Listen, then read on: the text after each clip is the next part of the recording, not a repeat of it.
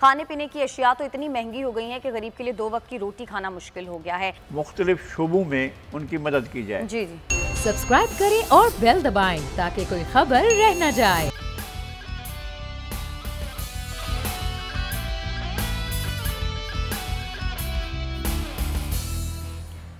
अस्सलामुअलैकुम नाज़रीन, प्रोग्राम में आपको कहेंगे खुशामदीद। मैं हूँ महविश तबस्सुम और मेरे साथ मौजूद हैं बोल न्यूज़ के एडिटर इन चीफ नज़ीर लगारी साहब।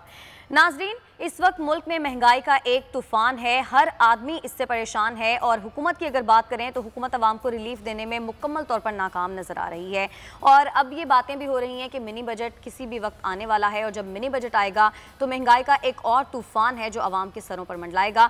आवाम इस चीज़ को लेकर बहुत ज़्यादा परेशान है क्योंकि किसी भी चीज़ की कीमत अगर उठा कर देखें तो वो बहुत ज़्यादा है। खाने पीने की अशिया तो इतनी महंगी हो गई हैं कि गरीब के लिए 2 वक्त की रोटी खाना मुश्किल हो गया है। ऐसे में अगर हम अपोजिशन की बात करें तो अपोजिशन भी नाकाम नजर आती है क्योंकि पीडीएम के प्लेटफॉर्म पर तमाम जमातें मुत्तहिद तो हुई लेकिन कोई खातिर खा नताइज अभी तक हासिल नहीं हो सके। और अभी जो पीडीएम का इजलास हुआ उसके बाद ये डिसाइड किया गया कि मार्च में पीडीएम ने लाएमल दिया और कहा कि 23 मार्च से लॉन्ग मार्च किया जाएगा इस्लामाबाद की जानिब और वो महंगाई के खिलाफ होगा।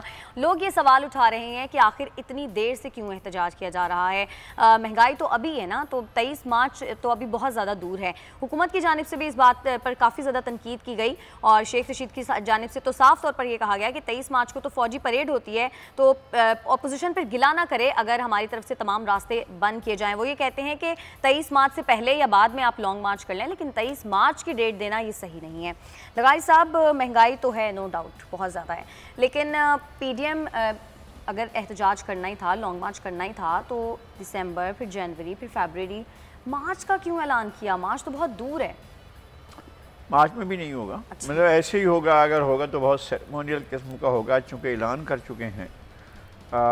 पीडीएम नाकाम हो चुकी है। अच्छा। और अपोजिशन जो है अपने मकासद को हासिल करने में बुरी तरीके से, हुकूमत नाकाम हुई है गवर्नेंस में, हुकूमत नाकाम हुई है लोगों को कुछ डिलीवर करने में, हुकूमत नाकाम हुई है महंगाई को कंट्रोल करने में, हुकूमत नाकाम हुई है उस डिक्टेशन को रोकने में जो IMF की तरफ से जारी होते हैं, हुकूमत नाकाम हुई है अपना पूरे का पूरा मालियाती निज़ाम बचाने में, और हुकूमत ने बखुशी और बरज़ा और रग़बत पाकिस्तान का मालियाती निज़ाम जो है वो IMF के हवाले कर दिया है। और पाकिस्तान का अब मालियाती निज़ाम, आपके पास जो कुछ भी सिस्टम है, अब जो कुछ भी आप करेंगे, जो इक़दाम करेंगे वो सब IMF की हिदायत पर और उनके कहने पर करेंगे। ये है आपकी मौजूदा सूरत हाल। और पीडीएम बदतरीन तरीके से नाकाम हुई है और उसने आवाम के साथ धोखा किया, आवाम को चीट किया है। इन्होंने कहा था कि हम अपने 36 नुकात आज भी पढ़ लें कि इन्होंने लोगों से क्या वादे किए थे। ये हुकूमत को ख़त्म करने जा रहे थे, ये तो हुकूमत की तक़वियत का बायस बने और हुकूमत को इन्होंने ज़्यादा ताकतवर बनाया, ज़्यादा इन्होंने अपने आप को तारीख़ की कमज़ोर तरीन और तारीख़ की समझौतेबाज अपोजिशन जो है इसको करार दिया जा सकता है। इस अपोजिशन से भी कुछ हासिल नहीं हुआ पाकिस्तान के लोगों ने, लोगों को कुछ भी नहीं मिला है। तो कोई सीरियस भी नहीं लेता इनकी बातों को, नहीं सीरियस। और आगे जो है ये इनकी ख्वारी होगी और बाद दफ़ा डर लगता है इसी कारकर्दगी की बुनियाद पर अगर PTI गई तो बाकी जमातें वो क्या नैरेटिव लेकर जाएंगी अवाम के पास, क्या बयानियाँ लेकर जाएंगी और उन्होंने अवाम के लिए ख़ुद क्या किया और हुकूमत को किस हद तक मजबूर किया। भाई छोटी छोटी जमातें उठती हैं और जाकर पूरे शहरों को और पूरे मुल्क को बंद कर देती हैं। आप तो ऐसा नहीं कर सकते, उनका वोट बैंक तो इतना नहीं है। सही बात। तो आपका वोट बैंक भी है, आप दावे भी करते हैं क्या जनाब पंजाब के मकबूल तरीन अपना पार्टी हम हैं, आप सिंध की मकबूल तरीन पार्टी है, हम जो है वो फलां सूबे की पार्टी हैं, लेकिन नतीजा क्या है आपका? उसका नतीजा अगर निकले, अगर लोग हुकूमत मजबूर हो जाए, हुकूमत मजबूर हो जाए कि अपनी ये जो मनमानी कार्रवाइयाँ कर रही है और जिस तरह से मुल्क को गिरवी रख दिया गया है, मुझे हमेशा इस खदशे का वो रहता है, मुझे ये एहतमाल रहता है कि खुदा ना करे कि पाकिस्तान जो है वो डिफ़ॉल्ट कर जाए और ये जो है पाकिस्तान को अल्लाह माफ़ करे, ये हुक्मरान अशराफिया ये जो है इस मुल्क के किसी हिस्से को या मुल्क के अब इमारतें तो बेच दी हैं, शाहराहें तो बेच दी हैं, आपकी जो बड़ी बड़ी बिल्डिंग्स हैं उनके सौदे हो रहे हैं, ये तो देर भी नहीं करेंगे, ऐवान सदर और ऐवान वज़ीर-ए-आज़म को भी गिरवी रख कर कर्जा हासिल करेंगे। फिर होगा क्या भाई, फिर पाकिस्तान को आप कहाँ ले जाएंगे जब आपके जो ऐवान हैं, एक दफ़ा मियाँ नवाज शरीफ ने कहा था, उस वक्त 3 खरब पाकिस्तान का जो रेवेन्यू का हुजूम होता था, उनने कहा हम इसको प्राइवेटाइज करना चाहते हैं, तो जो कोई हमें 3 खरब दे दे तो हम वो ये सिस्टम ही उसी को दे देंगे। एक दफ़ा कहा था उन्होंने 30 साल पहले। अब तो लगता है कि ये हर चीज़ को दे दिया गया है। अब आपके पास क्या रह गया है? आपके पास जो इदारे रह गए हैं वो सारे के सारे ऐसे हैं जो नफ़ा बख्श हो सकते हैं। यानी आपने उन सब को औने पौने दामों बेचा और प्राइवेटाइज किया और उसके आपने पैसे लेकर मज़े उड़ाए, और अब नतीजा ये है कि वो इदारे आपके नहीं रहे और बाकी जो पड़े हुए हैं बीमार इदारे। दुनिया में कहीं ऐसा होता है कि रेलवे नाकाम हो जाए, दुनिया में कहीं ऐसा होता है कि आपकी एयरलाइन नाकाम हो जाए, दुनिया में कहीं ऐसा होता है कि आपकी डेवलपमेंट भी हो रही है और आपका स्टील मिल नाकाम हो जाए। ये नाकाम किए गए हैं और हुकूमतों ने इंटेंशनली इनको नाकाम किया है ताकि पाकिस्तान नाकाम हो, और इन्होंने सारी कोशिशें की हैं। और ये भी पेश हैं जो मौजूदा हुक्मरान हैं कि अल्लाह ना करे मेरे मुंह में खाक कि पाकिस्तान नाकाम हो जाए, ये इस तरफ जा रहे हैं। अच्छा लगाई साहब, जब हम बात करते हैं कि अपोजिशन अपने मकासद हासिल करने में नाकाम हो गई, तो अपोजिशन के मकासद वैसे थे क्या? क्या वाकई अपोजिशन अवाम की आवाज़ बनकर बाहर आना चाहती थी या उनके अपने कुछ मकासद थे? मैंने उस वक्त ये कहा था जब इन्होंने कई ऐसे कवानीन मंजूर कराए थे जिस पर ऐवान में भी बहस नहीं हुई थी और जिनके बारे में आवाम को एतमाद में भी नहीं लिया गया था, और वो फरमाइशी कवानीन थे, और वो जब इन्होंने पास करवाए तो अब अवाम को उसका जवाब देने के लिए इनके पास कोई भी चीज़ नहीं थी। तो उन्होंने कहा चलो भी बैठते हैं, एक इत्तेहाद बना लेते हैं, उससे ज़ोर से शोर करते हैं और लोग ये समझ जाएंगे कि अपोजिशन जो है ये वाकई हुकूमत मुखालिफ है और बड़ी ताकतवर अपोजिशन है। और इन्होंने 4-6 जलसे कर ली। फिर उसके बाद क्या हुआ, हुकूमत धराम से 36 नुकात इन्होंने प्रोग्राम भी जारी कर दिया कि हम इस नुकात पर इन नुकात पर अमल करके हम हुकूमत को मजबूर करेंगे कि वह पाकिस्तान के अवाम के लिए डिलीवर करे या हुकूमत को ख़ात्मे के लिए। अभी तारीख चल रही थी, दरमियान में कहा जी नहीं हम हुकूमत को पूरी मुद्दत देने को तैयार हैं। तो वह ठीक है, आपस में भी तो इख्तलाफात हो गए थे ना? नहीं, आपस के इख्तलाफात इंटेंशनली थे।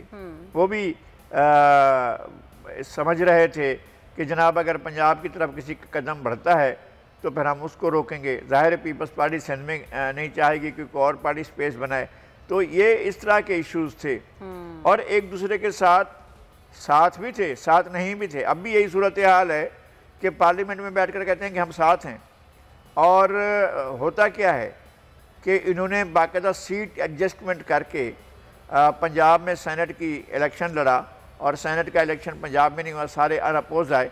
यानी ये किसी ने तो किया होगा ना, कोई तो गया होगा कि PMLN की इतनी सीटें होंगी और PTI की इतनी सीटें होंगी और जो है मुस्लिम लीग काफ की इतनी सीटें होंगी। अब क्या हो रहा है, अब लाहौर में पेशावर में हो रहा है।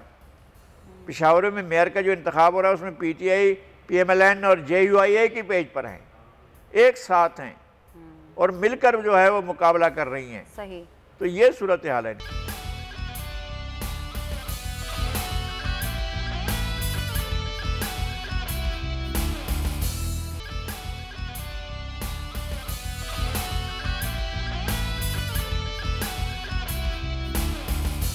नाज़रीन, प्रोग्राम में अब हम बात करेंगे पाकिस्तानी किसी भी मुल्क में हों उनके दिल अपने वतन के साथ ही धड़कते हैं। आज हम आपको बताएंगे आलमी फलाही इदारे की लाजवाल खिदमात के बारे में। एक तंजीम है जिसका नाम है helping hand for relief and development, और ये हज़ारों मील के फासले पर अमेरिका में मुकीम पाकिस्तानियों की कायम करदा एक फ़लाही तंजीम है और इसका क़याम 2005 के क़यामत खेज़ ज़लज़ले के बाद अमल में आया था। और ये तंजीम पाकिस्तान में फ़लाह बहबूद के लिए बहुत सारे काम कर रही है। इसके कंट्री डायरेक्टर मोहम्मद सलीम मंसूरी हैं जो कि हमारे साथ स्टूडियो में आज मौजूद भी हैं, उनसे इस बारे में बात करेंगे। लगाई साहब, आप इस तंजीम के बारे में कुछ और भी बताना चाहेंगे? जाहिर है कि ये तंजीम जब बनाई गई है तो इसका बेसिक कंसेप्ट तो ये था कि लोगों को मुख्तलिफ शोबों में उनकी मदद की जाए। जी जी। अच्छा, ये इनका एक तजर्बा है, बैनुल-अक़वामी तजर्बा भी है कि दुनिया में और ममालिक में, ख़ास तौर पर तरक्की याफ्ता ममालिक में लोगों को किस तरह से सर्व किया जाता है। अभी उनसे हम ये भी मालूम करेंगे कि इतना बड़ा प्रोजेक्ट हो रहा है कि 50 मुल्कों में इसका नेटवर्क है। अच्छा। और कराची, अपना पाकिस्तान के अंदर भी इसका बहुत ज़्यादा अजला में है और लगभग जो 84 अजला में इसका नेटवर्क है। तो ज़ाहिर है उसके लिए इनके पास वसाइल भी होंगे, हम वो रिसोर्सेज भी ज़रूर मालूम करना चाहेंगे कि हमें ये मालूम हो कि वो रिसोर्सेज किस तरह से कलेक्ट करते हैं और फिर उसको मोबिलाइजेशन कैसी होती है और फिर उसकी वो क्या होता है। बुनियादी तौर पर तो ये माजूर अफराद की बहाली के लिए काम करते हैं, स्किल्स को डेवलप करते हैं, हेल्थ केयर के प्रोग्राम्स होते हैं उनको करते हैं, अच्छा पीने के साफ पानी के प्रोजेक्ट्स हैं उनके ऊपर काम करते हैं, एमरजेंसी रिलीफ होती है उस पर काम करते हैं और तालीमी हाँ हेल्थ पर करते हैं, एजुकेशन पर करते हैं। और एक बात दिलचस्प है ये, इस पर भी हम इनसे गुफ्तगू करेंगे कि हुकूमत के साथ मिलकर 4 मकामात पर 4 अजला में, एक खैबर बलूचिस्तान में, खैबर पख्तूनख्वा में, एक कश्मीर में है और जो है ये वहाँ पर गालिबन एक और शायद गिलगित बल्तिस्तान में है या नहीं, आज़ाद कश्मीर में। तो ये जिन अजला में हो रहा है तो वो ये हुकूमत की मुआवनत कर रहे हैं, जो हुकूमत का अपना प्रोग्राम है वज़ीर आज़म का बिला सूदी कर्ज़ों का, तो ये किस तरह से हुकूमत के साथ कोऑर्डिनेशन करके ये काम करते हैं। बहुत शुक्रिया मंसूरी साहब, आपने वक्त निकाला और हमारी दरख्वास्त पर आप तशरीफ़ लाए हैं। तो आप अपने प्रोजेक्ट के बारे में, पहले ये है कि आप रिसोर्सेज को मोबिलाइज कैसे करते हैं और उसको फिर डिस्पर्स करने के लिए आपके पास क्या मैकेनिज़्म है। बिस्मिल्लाह जनाब, मोहतरम नज़ीर लिगारी साहब, बहुत शुक्रिया आपके चैनल का, आपने मौका दिया कि मैं उस समाजी तंजीम की यहाँ बात कर सकूँ जिसका नाम helping hand for leaf development है। मैं एज ए कंट्री डायरेक्टर काम कर रहा हूँ। तो सोच ये है कि पूरा पाकिस्तान हमारा और पाकिस्तान के अंदर बसने वाले सारे लोग हमारे, तो हम बिला तफरीक बिला तखसीस पूरे पाकिस्तान में अपना काम करते हैं और काम समाजी खदमात का है। ये पाकिस्तान के जो लोग वहाँ अमेरिका के अंदर सेटल हुए, उन्होंने वहाँ जाके ये सोचा कि क्यों ना हम तो यहाँ आ गए हैं, तो पाकिस्तान के अंदर जो हमारे दुखी लोग हैं, वो चाहे आर्फन बच्चे हैं, चाहे माजूर बच्चे हैं, चाहे हमारी बच्चियाँ हैं, चाहे कहीं पानी का मसला है, कहीं कोई इन काइंड गिफ्ट करना है, मेडिकल जो सप्लाईज़ हैं वो देनी है, कहीं यूथ को एम्पावर करना है, ट्रेन करना है, और ज़बिया के मौके पे, रमज़ान के मौके के अंदर, कोविड के मौके पे ऊपर, तो हम क्यों ना अपने मुल्क के लिए वो सारे काम करें जो वहाँ के लोगों की नीड है। तो ये सोच के एक हेल्पिंग हैंड के नाम से तंजीम बनाई गई। तो फंडिंग सोर्स हमारा वहाँ USA है और आप जैसे दोस्त अहबाब हैं, पाकिस्तानी हैं, जो अपनी ज़ाती इनकम में से यहाँ पैसे भेजते हैं और उसी के ज़रिए हम यहाँ खर्च करते हैं और पूरा पाकिस्तान हमारा है, हम खर्च कर रहे हैं। मुख्तलिफ जो प्रोग्राम आपने जिक्र किया है उसी के तहत चल रहे हैं। अच्छा, ये पानी के सिलसिले में भी शायद आप इस पर भी काम कर रहे हैं। तो पानी, एक तो ये कि आपके टारगेटेड एरिया कौन से हैं, और दूसरी बात यह है कि पाकिस्तान के बहुत से इलाके हैं जहाँ वाटर रिसोर्सेज ज़ीरो हैं ही नहीं। थर पारकर में पानी नहीं है, थल के सहरा में पानी नहीं है, चोलिस्तान में पानी नहीं है। हमारा जो पहाड़ का दामन कोह का यहाँ सिंध में खीरथर का पूरा जो ऊपर का इलाका है वो यहाँ पानी नहीं है, कोह सलमान में पानी नहीं है, आगे चले जाएं तो डरा इस्माइल खान के जो पहाड़ी इलाके हैं वहाँ पर पानी नहीं है। तो पानी के जहाँ है ही नहीं पानी, तो वहाँ पानी के रिसोर्सेज के लिए आप कोई काम कर रहे हैं। इस सिलसिले में कुछ आपके हेल्पिंग हैंड ने कोई काम किया है? जी नज़ीर साहब, हम हर साल हज़ारहा प्रोजेक्ट कर रहे हैं पूरे पाकिस्तान में और तमाम एरियाज़ हैं। हमारे पास डाटा आ जाता है, लोकल गवर्नमेंट भी तावन करती है, सूबाई गवर्नमेंट भी तावन करती है, फेडरल के साथ भी हम राब्ते में रहते हैं। PCRWR एक इदारा है गवर्नमेंट का, वो डाटा देता है, तो उसके मुताबिक हम अपने प्रोजेक्ट्स वहाँ भिजवाते हैं वहाँ USA के अंदर। तो एज़ पर नीड, जहाँ जिस इलाके में जो नीड है, कहीं बोर चाहिए, कहीं फ़िल्टर प्लांट चाहिए, कहीं RO चाहिए, कहीं नलका चाहिए, तो सारे प्रोजेक्ट्स जो हैं वो हमें डाटा मिलता है, हम वहाँ USA में भिजवाते हैं, वहाँ से फंडिंग होती है। आपके पास कोई आदाद शुमार होंगे कि पाकिस्तान के कौन कौन से अजला में आपने वाटर इशू पर काम किया है? इसके कुछ हमारे पास, आपके पास फिगर्स अगर हों इसमें तो जी मैं अर्ज़ करूँगा। इसमें इस वक्त तो पाकिस्तान के अजला हैं 154 है। मेरा ख्याल है हमने कोई 90 अजला के अंदर पानी के प्रोजेक्ट्स किए हैं। उसकी नोयत डिफरेंट है, मैंने अर्ज़ कर दिया पहले। तो कुछ 90 डिस्ट्रिक्ट के अंदर, इसमें बलूचिस्तान भी शामिल है, सिंध भी है, इवन आप थर पारकर भी है जो खासा डिप्राइव्ड भी है, वहाँ पानी के मसाइल हैं। तो पूरा पाकिस्तान है, गिलगित है, कश्मीर के एरियाज़ हैं, KPK है, पंजाब है, लेकिन प्रोजेक्ट्स की नोयत डिफरेंट है। तो हम अल्हम्दुलिल्लाह पूरे पाकिस्तान में एक सोच के तहत कि पूरा पाकिस्तान हमारा है, हमारे सारे कामों का पाकिस्तान को फ़ायदा होना चाहिए। पानी का सबसे बड़ा मसला तो बलूचिस्तान में है। बलूचिस्तान में भी आप गए हैं या उस तरफ आपकी तवज्जो है कि बलूचिस्तान में पानी मिलना? जी नहीं साहब, बलूचिस्तान पे हमारा फोकस है। वहाँ कोई 6 डिस्ट्रिक्ट्स हैं जहाँ पे हम मुस्तकिल बुनियादी में काम कर रहे हैं। हमने वहाँ यतीम बच्चों को अडॉप्ट किया हुआ है, वहाँ हमने माजूर बच्चों को अडॉप्ट किया हुआ है, हमने स्किल सेंटर वहाँ बनाए हैं, पानी का बेशुमार हमने काम किया है। और बाकी इमरजेंसी अभी ये हरनाई के अंदर ज़लज़ला आया तो हमारी हेल्पिंग हैंड ने पूरा वहाँ रिस्पांस किया, बड़ा शानदार काम करके बलूचिस्तान के लोगों को उनके साथ ताउन किया है। अच्छा, स्किल्स डेवलपमेंट का क्या तरीक़ाकार है आपका? कैसे आपके इंस्टीट्यूशंस हैं? आपने मुस्तकिल कोई इदारे बना रखे हैं जहाँ बच्चों की स्किल को डेवलप किया जाता है, तो वो किस तरह का तरीक़ाकार होता है? साहब ये हमारा प्रोग्राम टोटल ही बच्चियों के लिए है। हम चाहते हैं कि बच्चियाँ एम्पावर हों, वो जो वीमेन एम्पावरमेंट की बात होती है तो हम भी इस पर फोकस्ड हैं। तो ये कोई इस वक्त 16 अजला के अंदर हमारे ये सेंटर चल रहे हैं। अपने सेंटर्स हैं, अपनी टीम है, टेक्निकल टीम है, ट्रेन टीम है, और जो प्रोविंशियल गवर्नमेंट्स हैं उनके साथ मिल के हम उनको सर्टिफाई करते हैं, और जो भी ट्रेनिंग के मराइल हैं तमाम जो एक्सपर्ट हैं उनको भी शामिल करते हैं।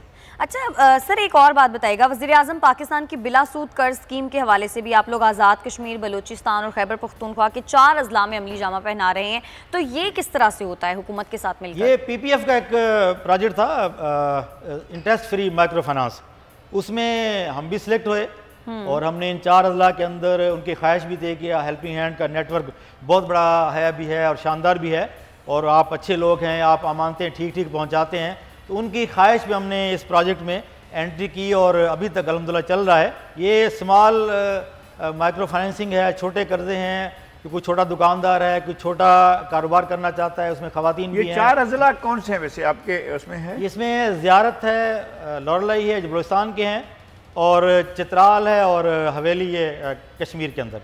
अच्छा, तो सर मुश्किलात भी आती होंगी, जाहिर सी बात है, जब आप कोई अच्छा काम करने जा रहे होते हैं तो आपको मुश्किलात का भी सामना करना पड़ता है, तो ऐसी कोई प्रॉब्लम्स भी आपको फेस करनी पड़ती हैं? हाँ, वैसे बात बड़ी अहम है, सबके लिए है कि भाई ये खैर का काम है, तो सारी मुश्किलात के बावजूद हम बड़े इत्मीनान में रहते हैं। अच्छा, कि हम लोगों को रिलीफ दे रहे हैं, लोगों को मुतमिन कर रहे हैं, मुश्किलात पार्ट ऑफ लाइफ हैं, लेकिन अल्हम्दुलिल्लाह कभी उस पर परेशान हम नहीं हुए हैं। हमारा काम हर साल बढ़ता है। मैंने अर्ज कर दिया कि 90 अजला हैं जहाँ हमारा काम है, हर साल हम कोई ना कोई नया काम अपने काम के अंदर ऐड कर रहे होते हैं। तो आप जैसे लोगों की दुआओं से और जो डिजर्विंग लोग हैं उनकी दुआओं से, लोगों के ताउन से, जो पाकिस्तानी USA के अंदर बैठे हैं उनके ताउन से, गवर्नमेंट के ताउन से भी हर जगह हमारी ख्वाहिश होती है। मोहतरम नज़ीर लगारी साहब ने बात भी की कि हम हर जगह जहाँ भी जाते हैं गवर्नमेंट का ताउन लेते हैं। कल भी हमारा एक शानदार इवेंट था कराची के अंदर, जो सिंध के बच्चे हैं, जो आर्फन, जिसे हम आर्फन हम खुद नहीं कहते उनको, हम कहते हैं शाइनिंग स्टार्स हैं, जिन्होंने हाई ग्रेड लिए अपने 9th 10th के अंदर, उनको हमने कल कराची बुलाया था। मोहतरम सईद गनी साहब आए थे और भी हमारे जो मेहमान USA से थे, तो हमने उनको अप्रिशिएट किया, एक ऑनर दे कराची के अंदर बुला के सबको ये हौसला दिया कि आपने पढ़ के सिंध की खिदमत करनी है। इसलिए बिल्कुल चलेंगे, बड़ी बात होती है, बहुत कम लोग ऐसे होते हैं जिनको अल्लाह ताला चुन लेता है कि वो दूसरों की मदद करें, और आप बहुत लकी हैं सलीम मंसूरी साहब कि अल्लाह ताला ने आपको इस काम के लिए चुना। बहुत खुशी हुई आपसे बात करके, बहुत शुक्रिया आपका, आपने हमारे प्रोग्राम में शिरकत की।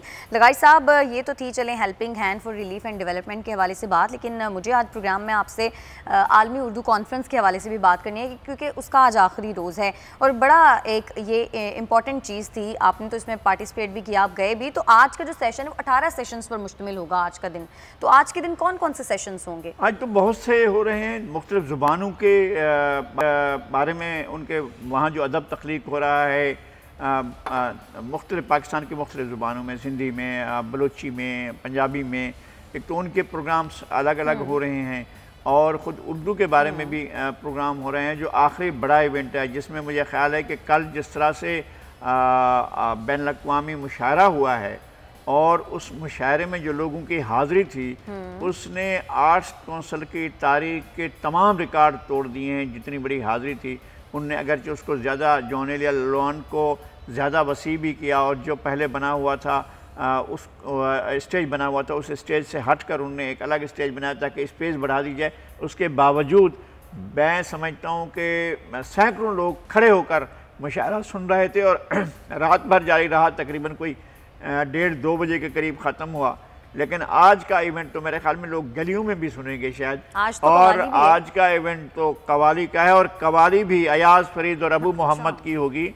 और अबू मोहम्मद और जब अयाज कवाली के लिए, मेरे ख्याल में इस वक्त पाकिस्तान में बहुत बड़े कवाल मौजूद हैं और बहुत शानदार कवालियाँ कहने वाले लोग मौजूद हैं।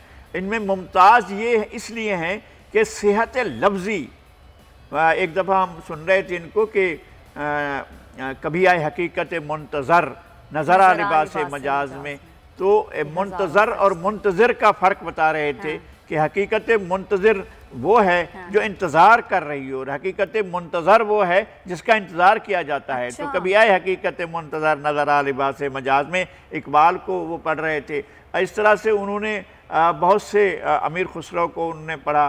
और सिराज औरंगाबादी की जो गज़ल है, अगर हम वहाँ जा सके और वहाँ मौजूद हुए और हम उनको देख भी सके, तो हम गुजारिश करेंगे कि जिस तरह से उन्होंने सिराज औरंगाबादी की गज़ल को कवाली के अंदाज में गाया, कमाल कर दिया भाई, ऐसा कमाल कि क्या खबर तहय्युर इश्क सुन, न जनू रहा न परी रही, न तो तू रहा न तो मैं रहा, जो रही सुबह खबरी रही। चली समते गैब से एक हवा कि चमन सरूर का जल गया, मगर एक शाखे निहाले गम जिसे दिल कहें सुहरी रही। इस गज़ल को जिस खूबसूरती से और उम्दगी से उन्होंने गाया, वो तो बहुत ही कमाल था। और हमेशा वो करते हैं, कवाली पेश करते हैं मुख्तलिफ़ शहरों में, बैरून मुल्क में, कभी कनाडा जाते हैं, कभी अमेरिका जाते हैं, कभी यूरोप मुल्कों में जाते हैं।